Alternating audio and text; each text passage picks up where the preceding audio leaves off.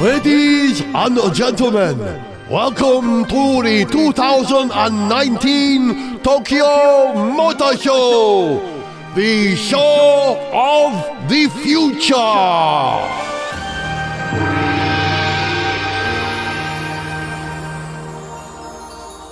But it's just an empty exhibition hall with no people in it. Sadly, that is the future of motor shows.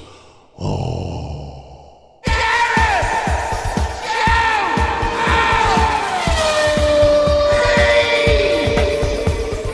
Hello, welcome to Gareth Jones on Speed. He's called Richard. Hello. She's called Sarah. Hello. He's called Zog. Hello. And I'm pretty sure that this part of this programme is going to make the one called Richard more engaged than he ever could be on any other episode of Gareth Jones on Speed, because we're going to talk about the new Land Rover Defender. And as a card-carrying, money-paying, proper Land Rover Defender owner, Richard, I have to ask you first, what do you think of the new one? I really like it. A worthy successor to the long tradition of fine... No, I mean, that's... Hang on, I'm just going to put my cup of tea down. It's appropriate I'm drinking a cup of tea as well. Is that a very Land Rover thing to do, drink Probably. tea? I don't know. It's good and British It's and part of the sort provenance. of solid and reassuring, isn't it? So, I think you find teas Chinese or Indian, actually. Yeah, well, it's like Land Rover. that's a cup of builder's tea Aye, with milk. That's a British thing. it is happen. Very British. Chinese tea... Yeah, you don't I'm- have tea, I'm different. I'm going to take Green issue tea. with Green the tea. with the Is that Chinese? expression "builder's tea," Green which I've tea never jacket. particularly liked. Well, I was And using, I think used that it's, short... it's quite outdated because I had not a builder, granted. I had an electrician around a while ago, and I said, "Do you want a cup of tea or coffee?" And he went, "Have you got any herbal teas?" Wow. Oh, I think so, yeah, let me have a look. And then later on he was telling me about his veganism. I was going to say, was he a vegan builder? You And I beat me was to like, it. you know, this is 2019, fair play to the guy, but it's sure, like, you know, yeah. builder's tea to me. But you're right, but I was using Cup of builder's squash. tea as Lovely cup of slightly squash. basic shorthand for a basic cup of what we think of traditional Blended British tea. tea. Yeah. Just tea bags, Just lovely tea. milk, Yeah.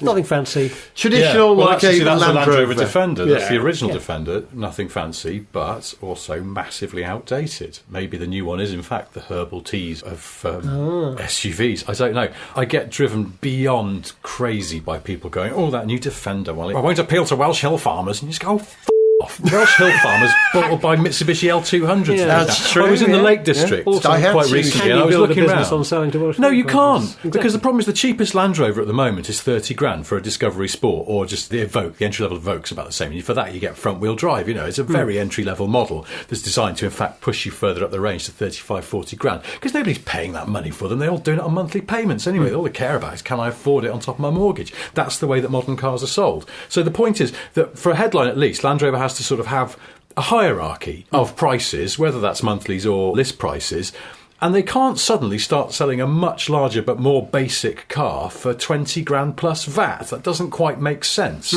They need to introduce it into their hierarchy. So it makes perfect sense, not only for that reason, but for the chances of them turning a profit. This new thing's this ruddy great machine that's built on the basic hull that's also used for the Range Rover. Imagine how expensive that is. It's aluminium. It's hugely expensive, and they're building it in a brand new factory in Slovakia. It's like they've got a lot of R&D costs and stuff to amortise, so it needs to be expensive. Plus, Welsh hill farmers and people in the Lake District, where I've just been, and by the way, I saw very few Defenders, and I've got a keen eye for Defenders. So let me tell you, anyone's gonna if spot there were a Defender, Defenders there, I would have seen them. There were a few. I believe They're all you. driving Few pickups, does aren't not pay for Land Yeah. Rover's Yeah. newly expanded development centre that I've just been to, and which has driven the company into the red as it is. One of the reasons why they're struggling to make a profit is because they invested very heavily in this new development centre, or an expansion of their product development facility. Brand new building, very impressive. Apart from anything else, the eco credentials of it, it's beautifully designed so that it uses natural light as much as possible and all these other things. But that don't come cheap.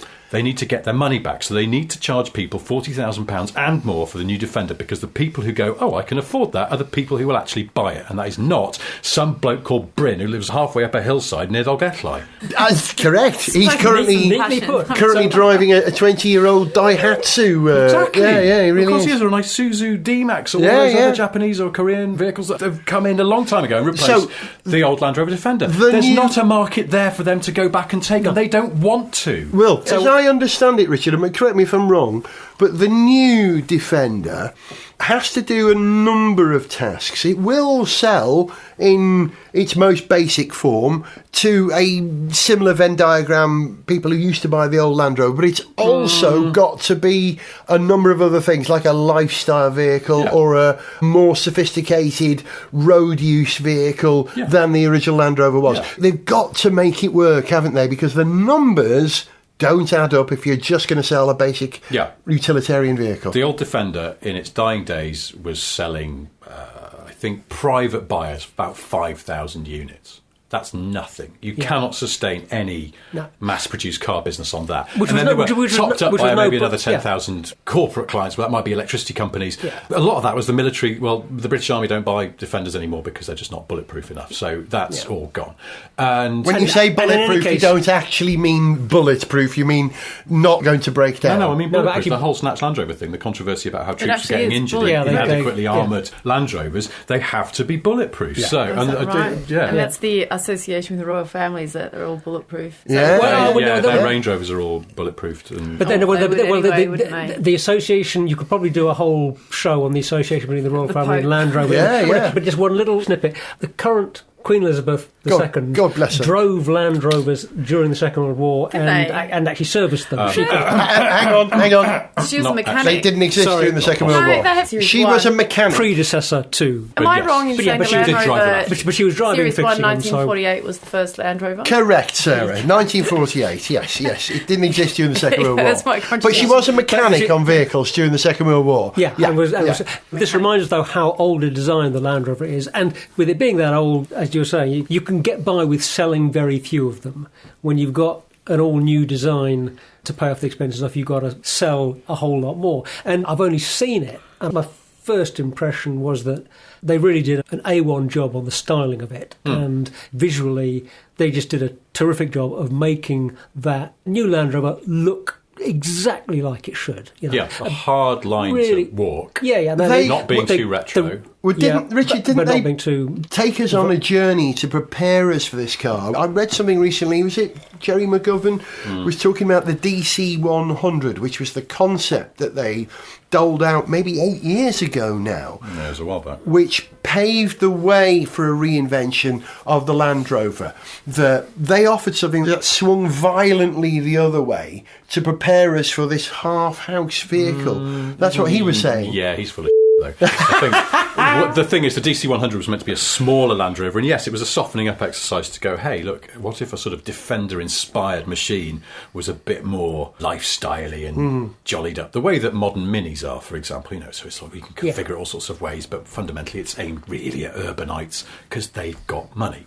But then I think a lot of the feedback was maybe it looked a little bit too soft. So although you can see elements of that DC100 in the new Defender, it's not a carbon copy of it. And obviously it's also a lot bigger. They're keeping the naming conventions. The old Defender was the 90 was the short wheelbase and the 110 was the long one. They've kept that naming convention, even though the wheelbases aren't those dimensions in inches anymore. It's just a thing. But that's fine. And the 110 of the new ones is longer than a Range Rover. Is it? Wow. But its wheelbase is way longer than a Range Rover. They've pushed the back wheels right out to the back of the car. That's why the spare wheel has to sit on the back door because there's no room. In a Range Rover, the spare wheel lives in the gap between the back wheels and the actual back of the car. That don't exist anymore, not at any sort of wheel dimension. It's tiny because although this is undoubtedly a car, sort of these incredible bores on Twitter going, it looks like a school run car. And you go, yes, again, listen, people who do school runs often have money. So it is a school run car. It's a school run car. But despite that, they have been obsessed at Land Rover with making it this unbelievably capable off-road machine. I mean, it's probably wildly over-engineered for what it's going to be used for. But it gives people that warm feeling in the same way, a watch is capable of diving to like 200, 300 metres. It's like, I never do that. Like the new iPhones are my ears go pop at like 4 metres down. But it gives you a warm glow. Yes, it gives you something knowing that your watch can do that. It means I can bath my kids without taking it off because they won't ever plunge my hand down to 400 metres away. Can I ask someone from the developing world, have you ever driven a Land Rover in Australia. Do you know people who've got Land Rovers in Australia? Yeah. Well, my brother got a Rangie. Yeah, my brother and my sister-in-law have got a Rangie. They've got Rangies. Yeah, there's plenty of Land Rovers in Australia. Yeah, of course. But not the Defender, not the the original utilitarian one. I think its reputation in Australia, as in a lot of places, took such a dive 30, 40 years ago. When the Subaru Brat came. There's an expression in Australia which is, if you want to go into the outback, take a Land Rover. If you want to come back again, take a Toyota. Yeah. The reputation for reliability is really damning. That actually became a thing. Yeah, they're not. Yeah, I wouldn't say it's a working popular vehicles car. like It's not popular. It's not one that everyone turns to, that's for sure. It was in the 1960s, you know, the Skippy period of Australia. It was still very sort of Land Rover, but it's moved on a long way since then. You've got Utes over there. You've got, was it the Subaru Brat? I mean, Subaru made their name in Australia, didn't they? Moving in on territory that was traditionally Land Rover territory. Not really, because the Brat was quite lightweight and not that tough. But farmers could throw two sheep in the back and do what they needed to do with it. I think it's Toyota that really stole Land Rover's lunch, because the Hilux, and they still sell the Land Cruiser, the original, or the sort of, you know, what we would now look as a retro shape. What's it called, FJ40? Over there.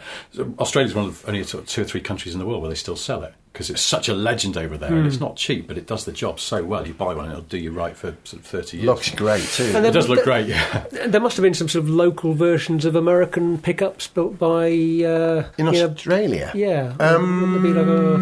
Well, you guys had versions of was it the Monaro? You had pickup utes of the Monaro over there, didn't you? The Maloo, thank you, Richard, that's it, yeah. Commodore-based pickup. And Ford pickups as well, you would have had, But the trouble with Land Rover's mission to replace the Defender, you know, the original Land Rover as we used to call it, is it's almost an impossible task, because it occupies such an important place in people's hearts more than their needs. Yeah, well, that's a very good way of describing it. Yeah, that's the thing. That's what drove me nuts about people, largely on social media, crapping on about Welsh hill farmers and all this sort of stuff. And I was going, oh, you won't be able to fix it yourself. No, it's not true to the original. Do you own an original? Will you buy one of these new ones? No, then I'm sorry, but it's like it's all well and good having opinions about these things, but the truth is, Land Rover, like any business, needs to sell cars and make money. And the opinions of someone who would never give them any of their money are, frankly, irrelevant to what Land Rover does with the new Defender. What they've done is they've rightly looked at it as an asset in their history that they could repackage for the modern world and use some of that sort of reflected glory. They could have just called it something else. As the Mini was. The Mini was basically a reinvention of a brand so they could sell it in America. They scaled it up to work for the United States. Yeah, although... built a company on it. Although what you have, I think, with the history and the heritage and the baggage that comes with the Mini brand, when you're developing a new car in the modern age, it isn't quite as maybe out of line with what you might want as it is with Land Rover. What I mean is that with the Mini, basically the essence of it is a small, neat city car. That's really what it is. What was very clever about the BMW Mini was that they went, right, let's look at all the different aspects of the Mini that were appealing over the years. It was unbelievably space efficient, so you get like a family in a tiny car, and it was very good in the city, but it was also sporty because it won rallies. And they went, let's take the sporty bit. That's the bit we'll major on, and that's why the current Minis tend to be quite sporty. Sure, but they're not very big inside, particularly, because that sort of doesn't matter much, they decided. But also, you're still normally talking about, you know, it's got cute looks, like the old car had, and sure, and it's bigger than the old one, but it's doing the same thing. With the Land Rover, there is this issue about, as you've been talking about, that most of the people who you're trying to sell the thing to, even if they think they might value off-road ability and ruggedness and ability to ford a 6-foot river, actually only the tiniest percentage of those people are going to use any of those things or come close to using any of those things. But they like to know they're there. They don't need them. If they needed them, there's a good chance they might actually be buying something else in any case. Yeah. Richard, you've been up to Land Rover's HQ and you've seen the new car in the flesh. Yeah. I went to the opening of the expansion of their product development centre and the brand new Jaguar design studio. Jag Design's moving to Gaydon, where Land Rover style their cars and have done for years.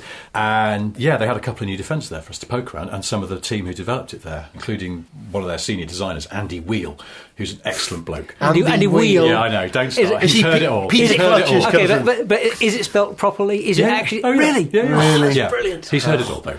In fact, because funnily enough, one of the first questions I asked him was about wheels, and he's brilliant. Does he know Simon Carr at Lotus? I don't know whether he does. I'm sure they... Nominative determinism comes to town. So I've learned a load of bits of trivia about the new Defender and about various other things. One of them is the new Defender, you can have it on steel wheels. They're on the outside. I know, they're the model. best. Yeah. But best of all, everybody loves the steel wheels on it. You can spec them on more up-spec cars in the range. You can effectively downgrade from alloys to the steelies, which I imagine that lots of people are going to do. sure Can I they say will. that I think we Gareth. predicted this? We talked about this a couple of years on the programme, that if you're a real car pervert, steel wheels are the new chic.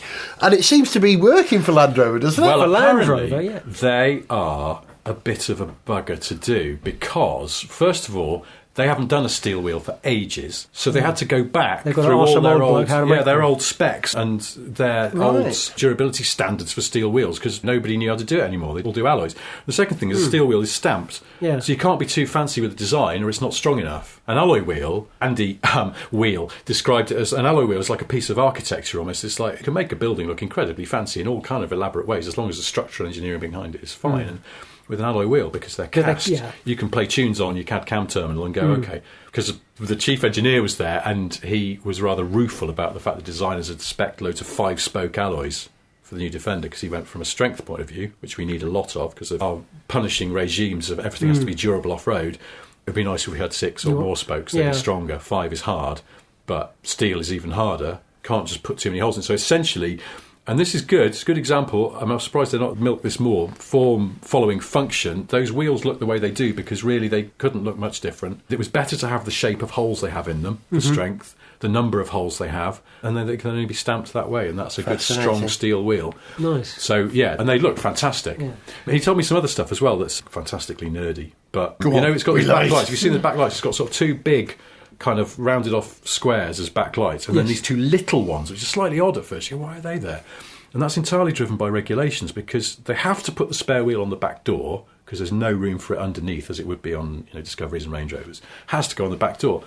But there are rules about sight lines. You have to be able to be at sort of the 3/4 of a car and see both backlights. And when they did their original backlights, because they're slightly inboard, the spare wheel blocked the far side backlight, so they've stuck an extra couple of outmarker lights on, and that's how it meets the law. But that's purely functional again, really. It's just them having to correct something. What's the story with engines, Richard? It's their Ingenium range. So 4 cylinders mostly.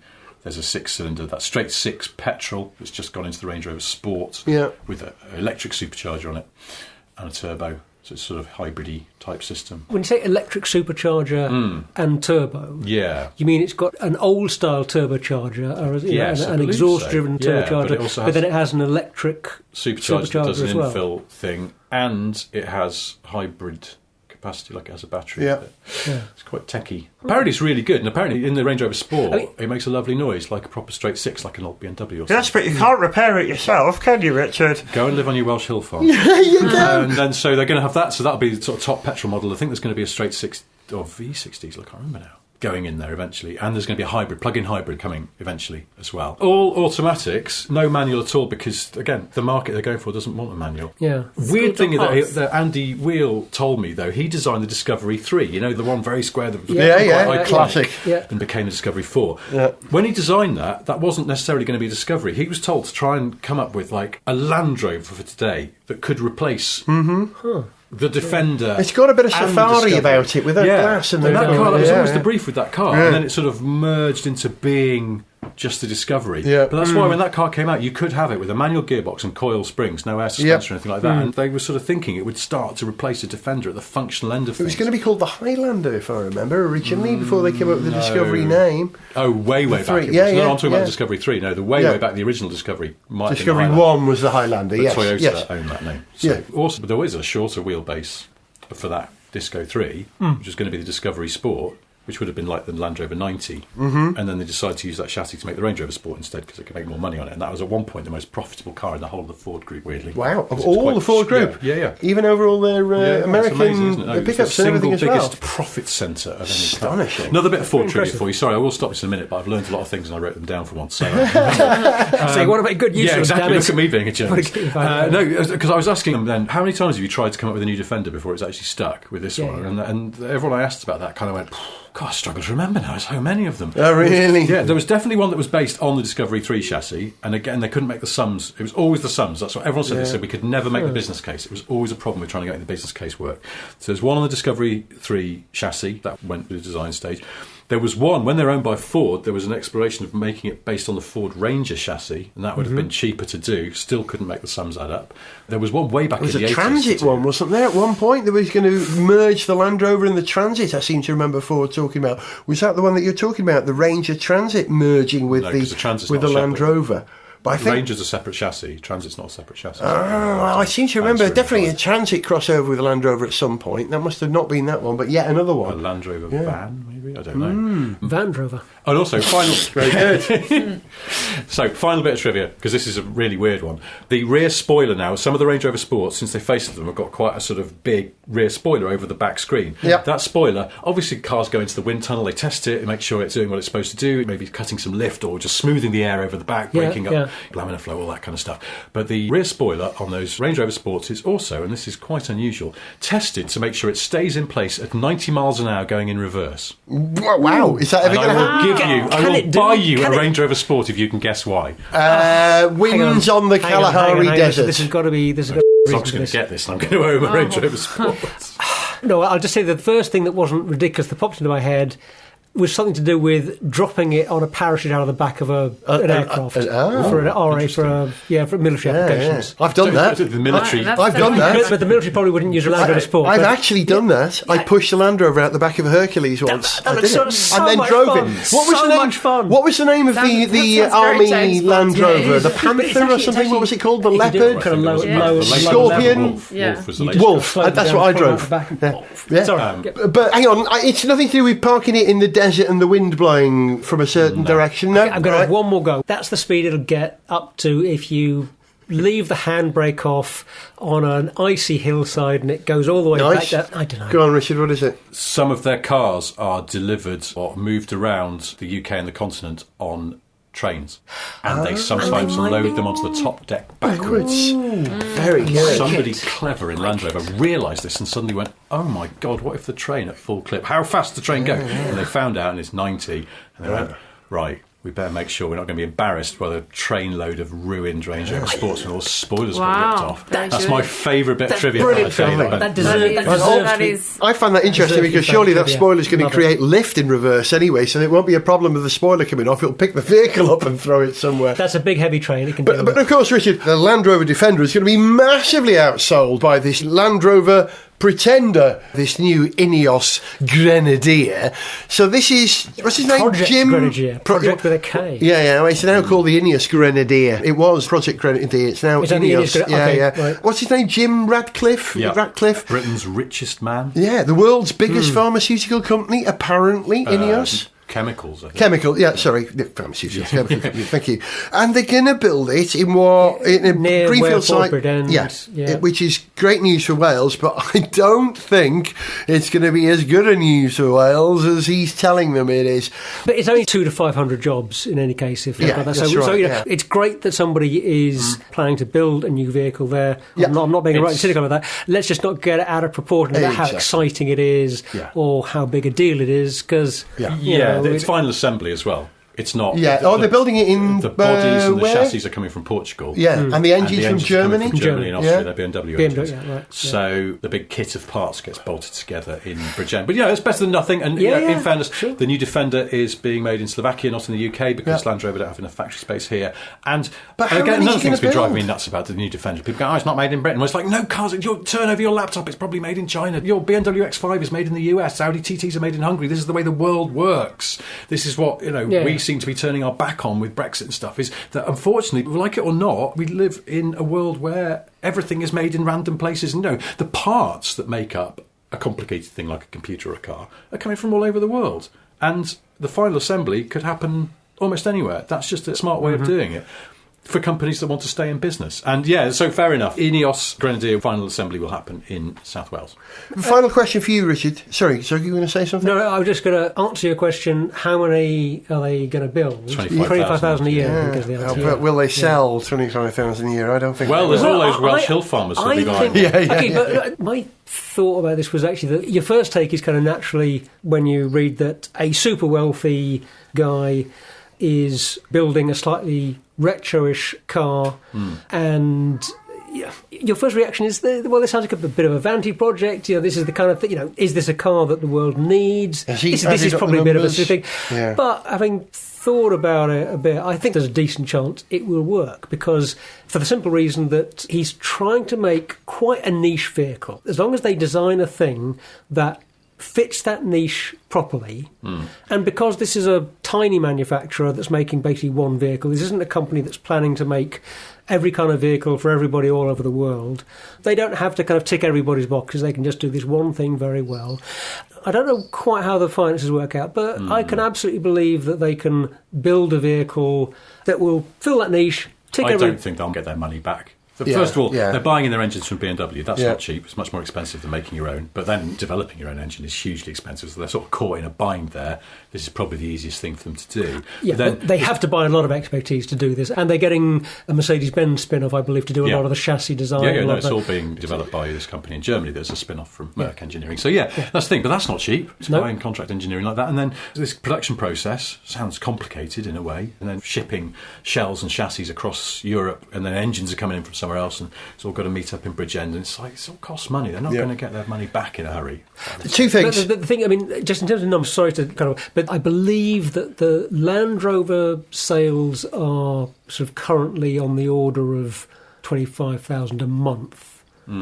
If they could sell in a year the number of vehicles that Land Rover currently sells in a month, then they're hitting their target. Right. But they've got to set up a dealer network or find a way of selling it. They have no dealers. Very hard to sell a car when people don't know where to get it from. I looked at their website. Yeah. They're billing the Grenadier as an SUV, and they cross out the S. It's a UV, utilitarian vehicle. It really is going to have to be super basic if this is what the message is. And they're also saying this is a car built on purpose. What, really? All of the cars are accidents? Well, again, sorry to keep going on about this, but when people sort of go, why isn't the new Land Rover Defender true to the purpose in the image of the old wants one? it. Because you can't build a car that basic. It has, by law, got to have airbags, tyre pressure monitoring, all of this stuff that... deformable bumpers, which knacker your approach angle. All that sort of stuff, It's got to necessarily have a certain level of technology, and so you might as well just go all in and go, screw it, it'll also have Bluetooth and it'll have this and that. My final question, Richard, to you. You going to buy one? No, I don't mean the Grenadier, I mean the new Defender. You going to buy one? I would love to. It's a bit of a weird one, that, because since we went to having an electric car, it would feel a weird step backwards to going internal combustion for our family car, but I would be interested in the hybrid one, because it's plug-in, so we could do our London mileage in it, but that's going to be really expensive. Yeah. So, no, I did, when I saw that they had this 110 on display, and it was a nice spec, and it looked cool, and I took a picture and immediately texted it to my wife and just went, new family car. And she was like, yep, I'll have that.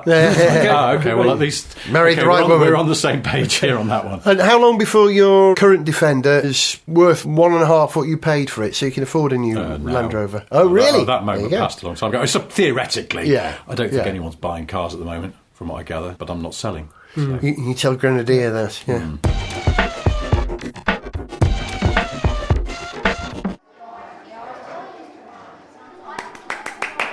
Gather round now, children, and let me tell you the most fantastical legend North Wales has ever known. Is it about the Lady of the Lake who rises from Llyn y Fan Fach? No, it's even more far-fetched than that, David.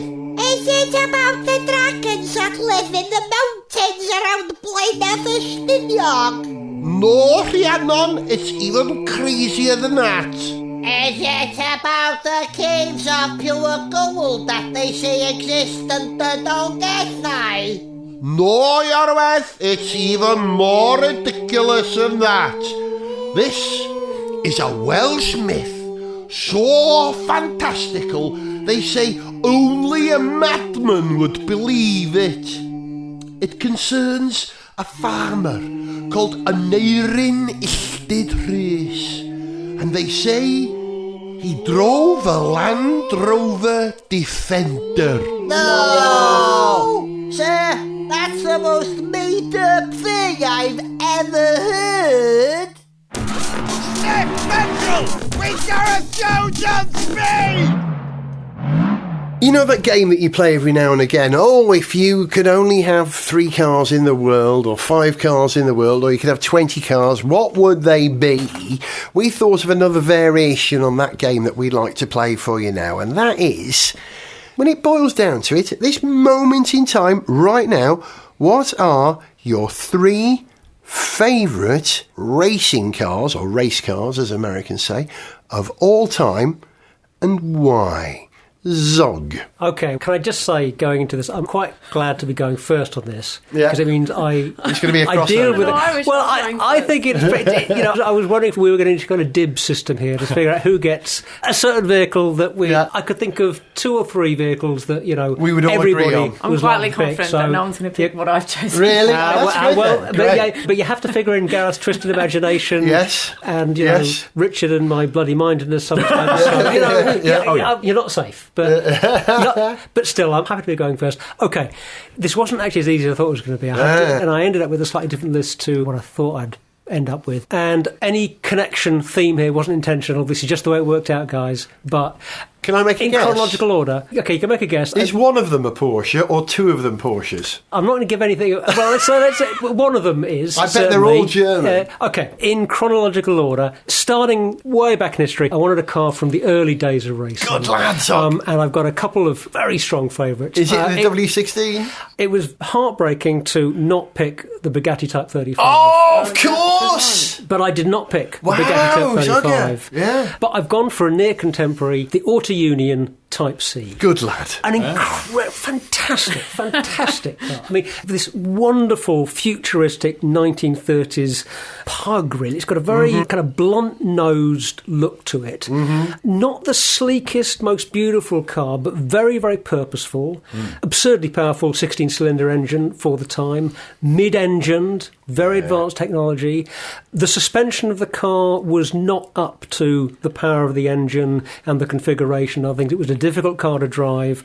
Is this And the it's- one that had 2 wheels on the single axle There at the rear? were, in 1 or 2 variations, Yeah. there was a doubled-up wheels on the rear axis for Yes. hill climbs. Yes, that's right. Um, yes. And it raced at Donington, didn't it, at some point in the Formula Libre days, or whatever they called it? Was it called Formula Libre? I don't know. I wouldn't be sure about I'm that. pretty sure it did. And the car, I have to say, it's tainted by its association with Nazi Germany. You know, it was funded by. Aren't we all? Yeah. But that's a bit of history that you can't airbrush and you shouldn't sweep under the carpet. It's there, but the cars were wonderful. They just looked spectacular. So advanced for the age. So fast.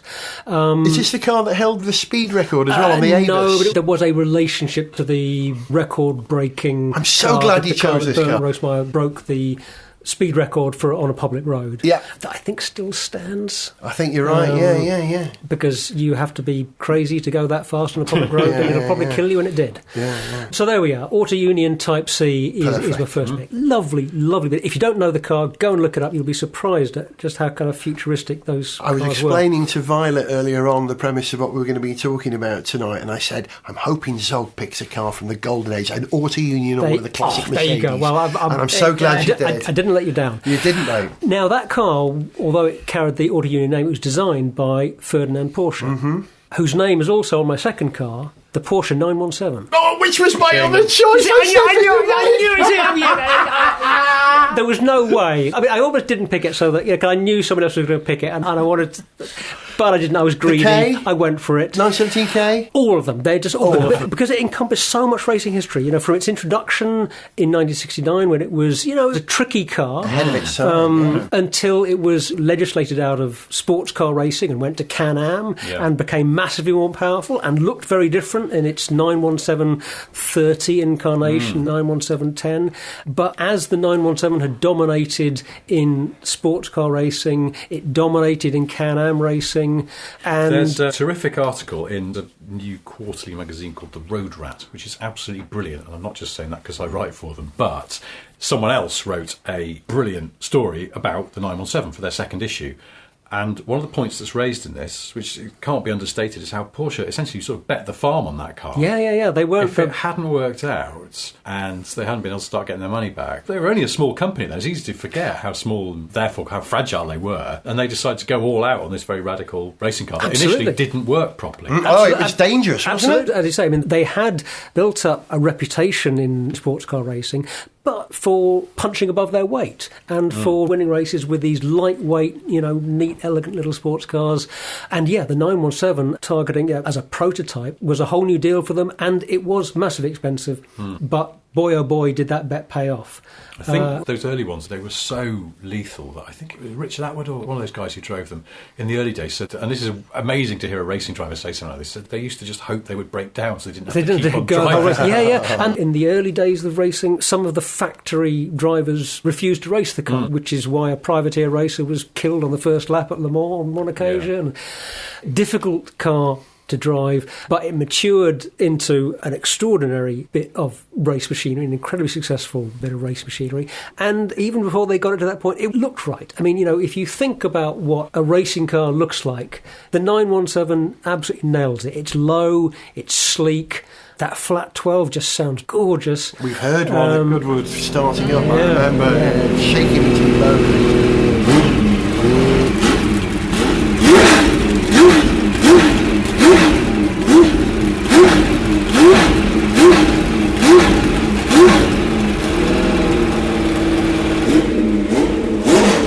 And there's great history throughout its racing life. So, 917... Don't tell us what your third car is. Can I play a guessing game? OK. Is it an Aston Martin? It's not. Oh, OK. All right. Okay. Thought you might choose an Aston. I didn't think about one particular Aston Martin, but I thought it didn't have enough racing history to quite work. OK. But no, my third choice, and I'm sorry if this seems a bit repetitious, but Porsche 919. I realised when I sat down to think about this... I also went through that Don't tell me that shit. When I was working out that, I bet two of them are Porsches. It's going to be the 917. I wonder if you'll pick a 919. I wish I'd said that out. Well, and this has become a favourite recently because the company returned to the front line of motorsport with this car in 2014. It didn't win everything immediately. It took about a year to get up to speed. But then 2015, 16, 17, it just absolutely dominated and won everything against some very strong competition. And also, this was the car that fought two absolutely epic, wonderful battles at Le Mans against Toyota and against Audi.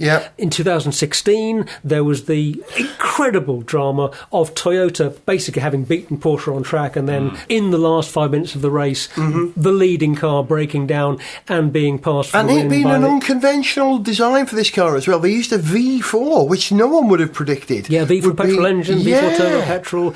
And, so they were prepared to throw their heritage away to build the right vehicle, and I respect that. If you're creating a new sports car programme, you've got to be open-minded about what kind of thing you're going to design to win. The history of those incredible Le Mans wins, 2017 was hardly any less dramatic. The 919 that won the race had spent an hour and a half in the pits near the start of the race and came back from about 13 laps down. Those were very dramatic races that the car delivered in terms of being a brutally effective race machine. That generation of sports racing prototypes, I think, was fabulous. And you had this wonderful mix of technologies. You'd have different types of internal combustion engines matched to different types of hybrid powertrain technology, duking it out on a remarkably level playing field because the ACO did a beautiful job of figuring out how to make it. It was a golden age, wasn't it? It was a golden age, and Porsche made the most incredible machine that maximised the potential of those rules. And that then, after they retired, did this rather wonderful kind of farewell tour, setting new lap records at Spa and at the Nürburgring. The 919 Evo. Showing what you could do. Yeah, that's right. Yeah. Showing what the car could do. If you didn't have quite so many regulations and you could just let off the leash a little more. And my God, that thing's fast. Not the most beautiful car, but anything looks more beautiful when it goes fast. The more it wins, the more beautiful it looks. And that certainly was the case with this car. But also that kind of blunt-nosed sort of, what do I want to say? It's like Centurion, Cylon Bluff. Centurion. Yeah. It's a good look. So there we go. The 919, I seem to have pick cars that all have a Porsche connection, which I hadn't intended to do going in, but that's how it worked out, and I'm not apologising for it. So we're talking about racing cars. Don't apologise. Thank you. No, Thank you. Porsche have such a great heritage in motorsport, and I know your love of the brand. You picked two cars that are badged Porsche and one that was designed by Ferdinand Porsche. I'm not surprised, and I'm completely happy with that. Good job, mister. Can't argue those. Good choices, aren't they? No complaints here. Sarah, I'm wondering if you've only chosen cars which have won world championships driven by Australians. That's a good guess, but no, you were quite wrong. No? Oh, okay. No, but you are right in terms of what I've been completely shown up by Zog, because I by no means have I picked cars based on their, technology. But you should pick it based on your personal... There are lots of reasons. I've picked on favourite stories, things like that. This particular driver has raced a Porsche at Le Mans. So he raced a Porsche 935. Name the driver. Kremer? Oh no, it was one of the Rodriguez. Okay, now what's it, brothers? What are they called? The two brothers. Pedro and Johnson. The crooks. I'm telling you, it was okay. So the car that I have picked It's pretty is driven by a. They did jail with this. Are these American brothers? The Whittington brothers? Whittington brothers. Yeah, no. They were Okay, go on, tell us. They were convicted. Sarah, tell us. But this is part of American racing history. Okay. Go on. Is it Paul Newman connection? Yes. Okay. It was Steve McQueen that was meant to be the king of cool, but actually Paul Newman had more badassery. Paul Newman was a better driver. Paul Newman was a better driver. driver. As far as we know, he didn't knock women around either. That's right. So he was also very talented, not only on the racetrack, but also on the silver screen. And he drove the Datsun 280 ZX. Yeah. And he won the SCCAC Production Championship in 1979. He was also known as the Budweiser Winningest Driver of the Year. Winningest. I never And it was, I saw that in writing today. The car was number 33. So a car that is an old race car with some awesome old history. So it was built to go fast and make loud noises, but it may not sell for the amount of money that a Porsche might sell, but it is an important part. And I like those old stories. Plus, my dad used to drive those Datsuns, so I quite like that whole story. And if anyone's interested in Paul Newman's racing life, there's a very good documentary that I saw quite recently, which I think is called Winning. It's a documentary about Paul Newman and racing, which has a lot of clips of him racing that car. A 240Z. I mean, he was quite cool. Yeah, ZX. I mean, he was an actor, and then all of a sudden he just became obsessed with racing. Yeah, he became... And salad dressing. Yeah. And there's a racing connection. There's a racing connection to the salad dressing. Watch the film, find out about it. He skidded on some salad dressing, and it was the most delicious accident he's ever had. So, Datsun, was it 280 ZX? Complete Datsun 280 ZX. That's your first choice. Excellent choice. Very cool car.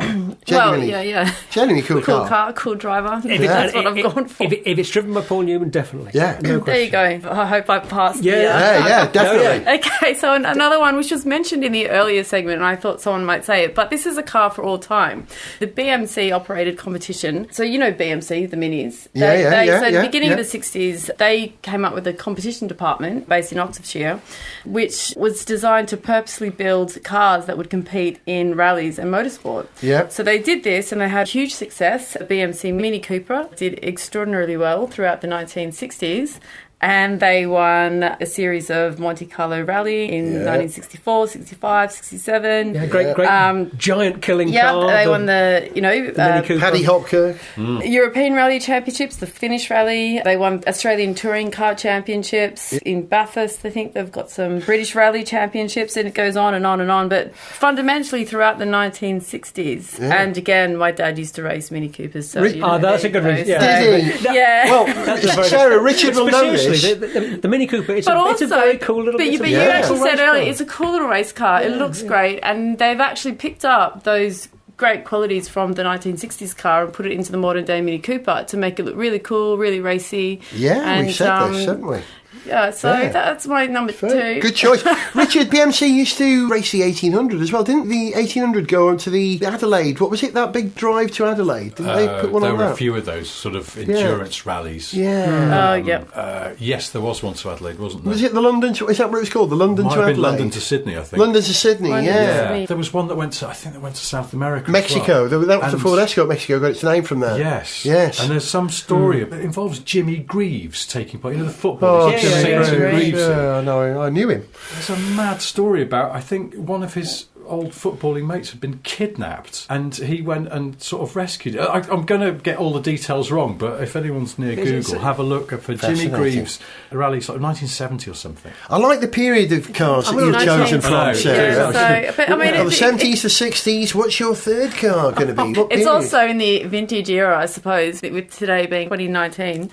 So the final car also having quite a significant story behind it. So Yeah. I have gone for the McLaren 1991 championship winning car with Ayrton Senna and MP4 also driven H? by Gard Berger. So yes, MP46. 46. So and I'm a bit of a Bruce McLaren fan. Yeah. Bruce- Of course I you like are. the Bruce McLaren story. Yeah, yeah. So for me, and I just thought Ayrton Senna, you know, he's a significant driver in our time and deserved a mention. But I Yeah. also wanted to include Bruce McLaren in my little list. And so there you go. I've Good just choice. joined the dots there. Well, that car, was it the MP46 won 18 of the... No, 16, what? that was the 8. The was it? MP44 It's designed was the by- car that won Okay. 15 out of 16 races Okay. in 1989. Yeah, possibly. As I recall, the MP46 is similar lines. It's a very clean era I just think- of F1 design. I think of the And the McLaren Glory days. Yeah, I just yeah, thought I yeah, wanted yeah, to pick yeah. a car from there. I mean, I don't have all the technical specs that you have, Zog, but they but I know a dominated. good story. Yeah, the story, well, we are nothing but a collection of stories. Cars are stories. The story of their engineering, the story of their success, the stories of their failure. Yep. It's a very, very justifiable way of choosing your cars. Great choices. Fascinating choices. There you go. You couldn't Something a argue. bit You different. can't argue any of those, could you? No, they're all good, There you proper go. race cars with a bit of thank you. history. Thumbs Yeah. up, so that Very good. fast. No.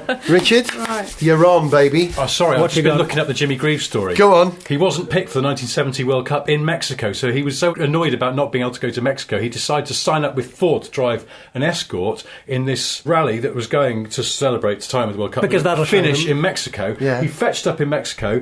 His old mate, the England captain Bobby Moore, had been falsely accused of stealing a bracelet in Bogota when England were playing a warm-up game there. Embroiled in a major diplomatic incident, went all the way up to the Prime Minister. He was released from the Bogota jail and holed up in an embassy house in Mexico City to avoid detention. And Jimmy Greaves decided he must be lonely in there, so he vaulted a wall over the Really? back and broke into the house to go and say hello to Bobby Moore, having completed this insane rally where it says at one point they drove for 55 hours straight without sleep. God, that will have you seeing bats in the road ahead of you. That was Yeah. like us Oh, my doing God. the Land's End to John Gross. Yeah. that was. And back, yeah. Wow. So there we go. I I think knew good there was story. something about Jimmy Greaves jumping a wall. Yeah. For some Marvellous. Good one. reason. Come on then, Richard, your 3 favourite Let's have some race race cars cars. of all time. Well, what are they going to be? Is one of them going to be an Aston Martin? It's so hard, isn't it? I just ended up Yeah. I just threw all the sticks in the air and then just grabbed. Kind of gone with the gut here a little bit. So the first one I've chosen is the Lotus 91. Oh, very good. 91. Which is the one that debuted in the 1982 season. Yeah. So it's your classic JPS colours. Yeah. Nigel Mansell drove it. But the other person who drove that car that season was Elio De Angelis. And the reason I've chosen this part is it's got a few sort of superlatives attached to it. One of them is it's the last Lotus competition car that won while Colin Chapman was still alive. Ground effect car. They've gone back to basics. Right. Been getting a bit techie and a bit complicated and bending the rules, taking them to the fullest extent they could, as Lotus As- often did. as yours did, and yeah, it hadn't yeah. been working out so well, so they sort of reined things in back to basics. The reason that I picked this car is because I remember being a kid. I'd have been sort of 6, 7 in 1982, and I remember just watching the Grand Prix on TV, or my dad watching it, and I was watching it along with him, and I was mesmerised by that car above all others. It just looked so cool to me. And although Delivery Nigel was Mansell was terrific. British, Elio De Angelis for me was the first driver that I really rooted for, because I couldn't believe that a man could be called Elio De Angelis. It's the most exotic thing I'd ever Did heard. it race in the Still quite Essex good. colours? Was it blue and red and white? The Essex colours, or was I it? don't know, I wasn't paying attention, just looked at the JPS colours. Right, Yeah. right. No, it wasn't Essex, it was JPS. This was like your prime. Black and gold. Prime Yeah, black and gold yeah, era. yeah, yeah. And it just looked like Wonderful. nothing else, and it looked so cool, and that is really why I've chosen it. I don't think it was an Yeah, especially yeah. significant Well, that's a car. big part But of they did it. win races. Yeah, any JPS liveried Lotus is a fair contender. I think. Correct. Yeah. 72 is kind of, you know, The apotheosis. an obvious Yeah, choice. Yeah. But Too obvious. I don't you've got a remember person- that. Yeah, I but don't remember that. you don't remember, 78. and you've got a Yeah. personal connection to the 91. Yeah, and so that's so I think that's sort makes of total sense. why I started watching Formula One. It's probably down to that Yeah. car and to the, There you late, go. the late Stories. Elio That's a defining Jangelis. moment in your car Yeah. watching career. Second one, and it's hard. Again, I just did this on gut. Porsche 956, because to me. Yeah. That looks like an endurance racing car should look. Yeah. Everything else since has been a bit rubbish, except maybe the 962 and the Jags. I would have gone with like an XJR9 or something because they look great. That's what I But said. You choose when I tell him. They look a bit. They are of the 14. same sort of style. The 956 looks better. And the 956 is also de facto one of the most successful racing cars of all time. Yeah. Yep. Do you know what is one of the most successful racing cars of all it's time? kind of hard to weirdly, like it. which I could have picked because I love them, but it's a bit left field. Sierra Cosworth. Really? Statistically, Is this Sierra seriously? Cosworth won something like 75% of all races it took part in. Wow. They only had quite a short career. Yeah. The 956 had relatively quite a long career for racing Yeah, I mean, cars. 'cause It the- evolved, like the 917 did. Because there's an interesting thing about how you sort of measure how successful a race car is. Is, Yeah. is it how many races has this model won? Is it what proportion of races did it win? Yeah. Yeah. Well, surely and in you've that got to- case, anything by Brawn is the most successful racing car in the world. It won every world championship it entered. Yeah. Right, exactly. Yeah, So there should be some equation that allows you Yeah, to yeah. to level 100%. this An out. algorithm. Yeah. But yeah, that's, again, it just to me that was, and again, it's sort of kind of childhood memory. But a 956 in Rothman's livery, I think a lot of great racing cars that live on in our imagination, in our hearts. About You- They livery. have There's an a particular iconic livery, that correct. always just resonates. Yeah. And you could put that livery onto a Guffle, toaster Yeah. or a shoe, and you'd still go, "Oh, Yeah. that reminds me of." Yeah. So, and the same, I suppose, Gulf colours on the 917. Yeah. Forever a beautiful partnership, but Rothman's livery on a 956, that to me is what an endurance racing car looks like, because that is Yeah. what I remember from my childhood. Group C cars, Yeah. and particularly Brutal. the 956, yeah. Also, another little superlative, it still holds that record at Nürburgring. Really? Does he? Nothing, I think, has ever gone faster. It's like 6:11 or something. And someone did, didn't they? They broke it. No, the 919E. The 919, that's 919 right. Evo broke it. It got Yeah. down to 511, or 511 or Impudent 520. grandson stole the title, but yes, for many And years. you of watched it. for like, Yeah, we'll give you that. no, it- Certainly. For 70 Pure- years. pure It held the internal record combustion. 30 for years. 20 or 30 years. Yeah. Yeah, which takes Good choice. Third car? And then third car, again, this is like Freudian or someone would have a field day with this. Again, this is kind of childhood memory, because basically I couldn't have my list without it including one Group B rally car. And then it was just Sophie's choice about which It's the one. RS200, isn't it? No. What? Because that would have been on there. I love the RS200 for all sorts of reasons, but then I love the Peugeot 205 T16. Do I you love the Delta really? S4 because it was Yeah, bonkers yeah. and it had Yeah, a turbo yeah. and a supercharger. Yeah. What Yeah, craziness. yeah, yeah. But the Quattro The Quattro. and the short wheelbase Quattro. The Sport. Quattro Sport. Fantastic Oh, car. yeah. And they were all very successful, really, in their own ways. Yeah. And the one that wasn't successful is the one I've chosen, which is the Metro 6R4. Oh, you see, Because it was the one I rooted for when Yeah. I was 10. Uh-huh, yeah. It's the one that I was cheering for when Stories. I made my parents. There you I go. begged them, could we go and see the rally? The RAC rally was going through Buxton, which is not far from where we lived. And they said, all right, fine. So we're getting up at like 5 a.m. to go. I remember it in the back of my dad's Talbot Solara, freezing cold morning, it's winter, and we're driving down to Buxton across the Peak District to go and see these cars come through at an early stop. I've still got the photos my dad took that day of those cars coming through, and they all look fantastic. But the Metro was kind of like the home team. Yeah, yeah. Yeah. And that mattered. And also it had the home drivers, Malcolm Wilson, Tony Pond. They were Yeah. like, they were our guys. So those were the ones, even though the car never really found its footing, and because they'd made this brave decision to go non-turbo, they thought it would pay dividends in other ways, reliability being mainly the benefit, the sort of highly strung turbocharged engines in their rivals. Didn't quite work out because it could never make the power. But the other thing about the Metro 6R4 is when they banned Group B, it went on and had a second life in rallycross, and it creamed everything in rallycross for many years afterwards. So it sort of had a second life, and it wasn't a failure. And if you Richard, look at it. wasn't so the that's- Birmingham yeah. Super Prix, wasn't there a 6R4 There was a 6R4 support race just to get rid of the Yeah. bloody things because they couldn't. Because they'd crash and Yeah, they'd exactly. crash It's like, and let's they'd- give they'd them been- a series of random racing trials. And Richard, the appeal of taking something as mundane, as domestic as the Metro and turning it into a supercar. Yes. That's a beautiful thing. That's a great halo thing to do for any road car. Yeah. Although I doubt it helped sell the Metro, but it did make and you it look was- at the Metro in a different It was way. wonderfully ugly as sin. It was the very definition of fugly because it was, it was all It fugly. was, yeah. Also, I was going to say, you know, I mean, you it's can't awful looking, describe but it's how also wonderful ridiculous it looking. looks, but It's fantastic. I've driven an RS200 on the road, and it was amazing. It was an incredible experience. I've never driven a Metro 6R4, and I kind of do and I don't want to do that because. But it on did one hand, actually, might it disappoint. did actually make the Metro brand a little bit cooler. You know, apart from anything else, Yeah. it actually did that. And tiny little connection to sort of other parts of motorsport. It was developed by Williams. Oh, wow. Very good. So, it's all in there. Patrick Head was involved in it. And all Yeah. Patrick it's just, Head. Tom Walkinshaw involved in some way as well. Well, no, but there is a Walkinshaw connection because that engine became was adapted for the XJ220. Yeah, that's right. Fantastic. Okay. Good choice. Who wants to guess?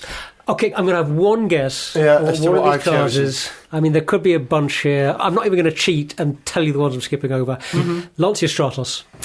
Great idea, but no, I didn't. Okay. No, I didn't. That would have been a worthy choice. I've had my guess, that's it. Lotus Cortina. No, but Ooh, again, nice. I can see where you go for that. justifiable. See where you go there. No, okay. These are the cars I considered but chose not to choose. These are the ones that didn't make right. the cut. It did make the Is there an cut. Aston Martin in there? There isn't an Aston Martin in there as well. No, my choice of cars I chose not to choose. It was a Lancia. The Delta Integrale. I see. That was my second. Yeah. That was my second. I decided likely not choice. to choose that. It was up there, as was the Williams Renault FW18. Really? Okay, Because because that's the car that Damon Hill won his won his championship. championship. Yeah. So it has an emotional resonance Yeah. for me. It's an It's Adrian Newey stories. car, Yeah, worthy yeah. of it. And the third one, which I really nearly chose, but you'll see why I didn't in a minute when I tell you what I did choose, was the Nissan Delta Wing, which was one of the All right, most yeah. innovative sports cars in history, in my But opinion. I think you would probably exclude it on a technicality that it was just a prototype Yeah, running for yeah. a demonstration. It wasn't actually. Well, it did compete. The coupe competed, version, but- the coupe version did compete in the American Le Mans series for 3 seasons after that with a Mazda engine, and came second or third in its class. It did actually do very well, and it was regulated to meet the regulations. Is what I'm trying to say. Okay. But yeah, it was a prototype. The one I was talking about, the non-coupe version, was a prototype. Garage Project 56, loved it. But my first actual choice was the 1993/4 Ferrari 333 SP. Oh, yeah. Open top sports prototype, which was built for World Sports Car Championship rules. And what I didn't realise, that this car, which ran in Momo colours, was actually built at the behest of Giampiero Moretti, who is the man behind Momo. He actually asked Ferrari to build this car. And what I didn't realise was that Ferrari got Dallara to develop the car for them, engineer the car. Even though it was a Ferrari, Dallara had a big hand in it, as did Hewland, and it had an incredible record. IMSA GT Championship 1995, Constructors Champions there, and in 98 IMSA GT, 2001 FIA Sports Car Championship, Drivers Championships IMSA GT in 95, 98, it got the FIA Sports Car Championship again in 99, and 2000, 2001, all for drivers. I mean, a phenomenally successful car. That's not why I chose it. I chose it because of the livery. I love that car in the Momo colours. That is my favourite car livery ever. I don't know why it moves me. It moved me so much when I bought a race suit. I bought a yellow and red Momo race suit so I could pretend I was the driver of that car. It's a looker. You look at it in other liveries, it's really mundane. It's a very square, ordinary sports prototype. Paint it in the Momo colours, and you want to marry it. It's beautiful, isn't it? I want to marry it. It had a Ferrari V12 engine, the one that used to be in Mansell and Prost's car, I think, when they drove at Ferrari. But it was bored out to 4 litres. Imagine that. Imagine the sound.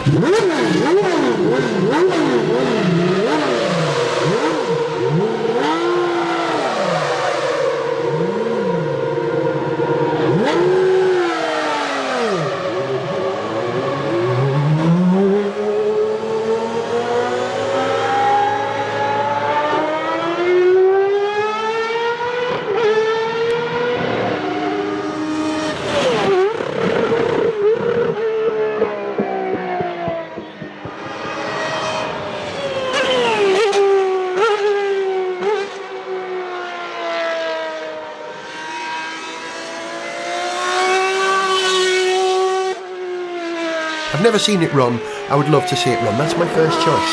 A Ferrari 333 SP.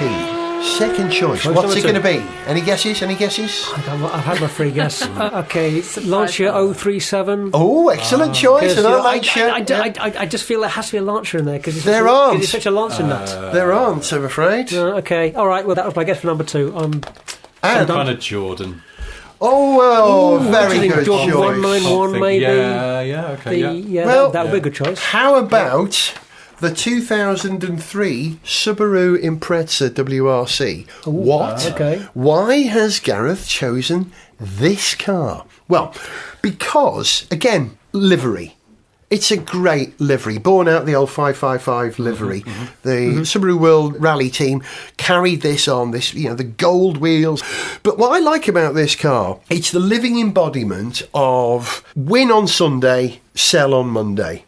Subaru meant very little in this country, but the kind of profile and penetration that they got from being rally cars was possibly at its zenith in 2003 when Petter Solberg won the World Championship in Wales with a Welsh co-driver, by the way. So it always had a little Welsh flag on the side of the car. Again, that emotional resonance thing drew me to it.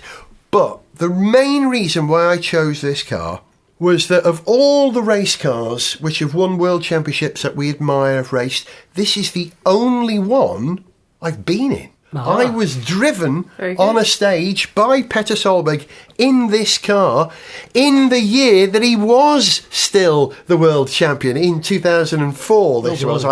So that gives me a personal connection to this car, which makes me admire it. I've watched the man's feet work while sitting next to him. I've watched his concentration, his eyes. You've had your head pinned against the side window as you're sitting around the corner. You've slammed your head against the... And on the side of this car, where it had the Norwegian flag for Petter Solberg and the Welsh flag for Phil Mills, I had a bit of masking tape over it with my name, Gareth Jones, written on it, as though I was a driver or a co-driver of this car. That's why I chose this car. I discovered something interesting just researching this as well. Subaru, did you know they were in Formula One? Do you know this? I did not. I had no idea.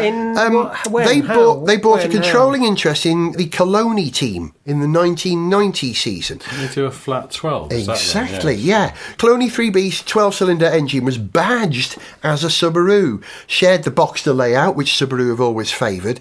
But, in fact, it wasn't their engine at all. It was a Motori Moderni engine, really. But they thought, we'll have a bit of that SP. Fascinating. Also, another factoid about Subaru I discovered. In 1974, Robert Edmonston, finance director at the sports car manufacturer Jensen Motors, when Jensen went bankrupt, he got £6,000 redundancy from it and set up International Motors, which acquired the UK licence to import Subarus and Isuzu, and they are still the parent company of Subaru in the UK to this day. So there's a Jensen connection. I had no idea about that. Fascinating. And how about this final Subaru factoid? I think they're still based as well. In Coeshill. Are they now? Because I thought they were for years, they were in West Bromwich, where Jensens were made. Yeah. So of course. Brummel, West Midlands. Yeah. But do you remember this ad line they used to use? Uncommon engineering, uncommon stability, uncommon road holding, uncommon sense. Subaru. So what is, of the three, this is possibly in order of my favourite at the moment, the 333 SP at number 3, the Subaru Impreza WRC 2003 at number 2, what's number 1 and why? You've made good guesses. Shall I just tell you? Andrea Moda. It's going to be 2. I'm not going to make myself look silly by getting this one wrong. The Tyrrell P34. The 6-wheeled Formula One car of 1976, 1977. It's got not bad livery as well. Oh, the elf livery. Looks terrific. For Britain itself, it's elf. I remember the advertising. When I first saw that car, I remember wanting a radio control model of it immediately. And they did make one. Tamiya did one, but I think Mardave did one as well with an internal combustion engine a couple of years later. But the whole philosophy behind this car, Derek Gardner, who designed it for Tyrrell, worked out that the 1.5 metre front wing limit of Formula One in the middle 70s, late 70s, meant that Formula One tyres stuck out beyond the wing and gave you aerodynamic resistance that you could do without. So he said, if we have smaller wheels that tuck behind here, that would improve the aerodynamic efficiency. Then he worked out, well, if we have smaller wheels, we've only got half the contact patch. So the only way to improve that is to double the number of wheels at the front. A fundamental questioning of everything we know about cars. Give it 6 wheels instead of 4. And that's what I love about this. It questioned the basic design of a car or layout of a car. And it almost worked. And it did almost work. Well, that's the thing, I believe that the people that are running those cars now in historic racing, but basically because tyre technology is better, and you can make better use out of you can get better spec. The cars are doing relatively much better in kind of historic racing than they did at the time, because at the time they just couldn't make the tyres. Goodyear were having trouble because the tyre diameter was half that of a conventional Formula One, or 2/3 of that of a conventional Formula One tyre. It was rotating much more quickly. It was putting too much heat into it. The tyres were delaminating. They couldn't build a tyre good enough for it. But you're right, Avon managed to do that with modern technology, and you're dead right. Martin Stretton's won historic races with the P34 now, but like you're saying, it worked. It almost worked. It worked well enough to win one Grand Prix, Anderstorp, the 1976 Swedish Grand Prix, where these cars finished first and second. Scheckter won and Depailler came second. By 1977, Depailler had gone and was replaced by who's the Swedish driver, the tall one, Ronnie Peterson, and they had to make the car bigger to accommodate Ronnie Peterson. They also decided to improve the front handling by increasing the width of the front axle, which negated the whole principle in the first place of hiding the wheel, so it became less efficient. And eventually they gave up on the 6-wheel idea, but not before Williams, March and Ferrari also investigated 6-wheel cars. But the 6-wheel car that Williams investigated was at the back. Correct. Doubling up the wheels at the back. Yeah, 4 at the back. Yeah, 4 at the back, 2 at the front, which is a whole different idea, because that was about dealing with the power, getting the power down to the road rather than working on the front axle. Well, also, in fairness, around then, Williams were thinking about switching from F1 to wacky races. which might have done them a lot of good. Well, yeah. And, of course, Ferrari, do you remember Ferrari had a 6-wheeled version of, I think it was a 312, it had like that double axle thing, like the Auto Union Type C that you were talking about, where they had 2 wheels on the single axle at the back. Ferrari experimented with that as well. Did you know that? Yeah. What was it called? The 312 T6. 312 T6, yeah. Okay. So there you go. My 3 favourite cars: the Ferrari 333 SP, the Subaru Impreza WRC 2003, and the Tyrrell P34 6-wheeled Formula One car. That's it for a very, very long episode of Gareth Jones on Speed. He's Zog. Goodbye. She's Sarah. Goodbye. He's Richard. Goodbye. I'm Gareth. And should we all go out and imagine driving those cars now? Oh, yes.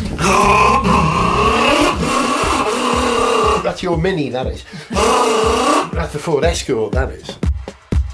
To send us an email, see pictures, get song lyrics, join our Facebook fan site, follow us on Twitter, or to find out about sponsorship opportunities, go to garethjones.tv. Gareth Jones on Speed is made in London by Whiz Bang. Gareth Jones on Speed!